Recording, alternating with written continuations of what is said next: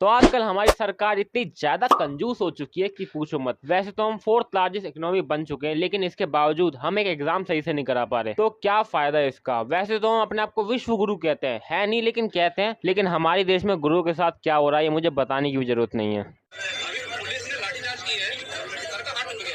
युवाओं को देश का भविष्य माना जाता है, उनसे एक्सपेक्ट किया जाता है कि वो हमारे देश को आगे बढ़ाए, लेकिन हम अपने युवाओं के साथ क्या कर दें। रात को 1 बजे एसएमएस आता है कि आपका एग्जाम कैंसिल कर दिया गया है। पेपर का पीडीएफ उनके पास पहले आ चुका था। एग्जाम से पहले पेपर आ गया। एग्जाम से आधा घंटे पहले पेपर आ चुका था। पर एडिक्विटी जो कंपनी है वो क्वेश्चन को पिक करवा रही है क्वेश्चन बैंक से एआई के थ्रू। पेपर ऐसा सेट कर रहा है कि 60 से 70% पेपर रिपीट हो रहा है। प्रोबेबिलिटी स्टैटिस्टिक्स का कोई सिलेबस में नामो निशान नहीं, उसके क्वेश्चन आ रहे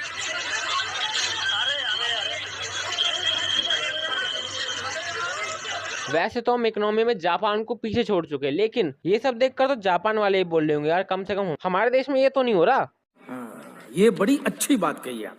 भाई एक अच्छी सरकारी जॉब के लिए इंसान क्या क्या नहीं करता। अपने दोस्तों से मिलना छोड़ देता है, अपने घर परिवार वालों से भाई कम बात करता है, अपने कमरे में बस भाई दिन रात तैयारी करते रहता है, किताबें पढ़ते रहता है, भाई बस रिवीजन करते रहता है, अपनी फेवरेट मूवी अपनी फेवरेट वेब सीरीज तक छोड़ देता है। लेकिन जब एग्जाम की बारी आती है ना, एडमिट कार्ड उसके हाथ में आता है तो पता चलता है कि भाई जो उसका सेंटर है ना जहाँ पे एग्जाम देना वो उसके घर से 100 किलोमीटर दूर है। लेकिन यार तब भी वो एडजस्ट करके कहीं ना कहीं चले जाता है, भाई कैसे ना कैसे जा रहा होता है।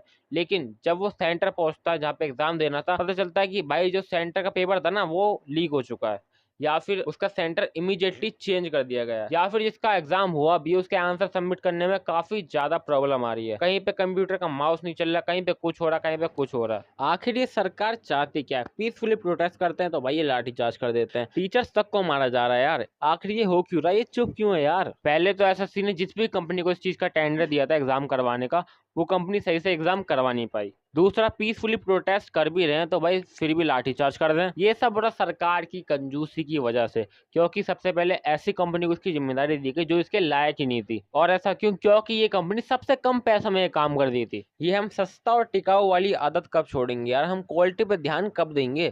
तो यार तुम्हारे क्या विचार है इस टॉपिक पर, तुम मुझे कमेंट सेक्शन में बता सकते हो। और इस वीडियो को यार जरूर से शेयर कर देना बस, क्योंकि यार आजकल सरकारी वेबसाइटों पर किसी काम से जाओ तो काम तो होता नहीं है, ये देखने को और मिल जाता है। कोई बात नहीं, हम तो चूतिए हैं, दोबारा ट्राई करेंगे।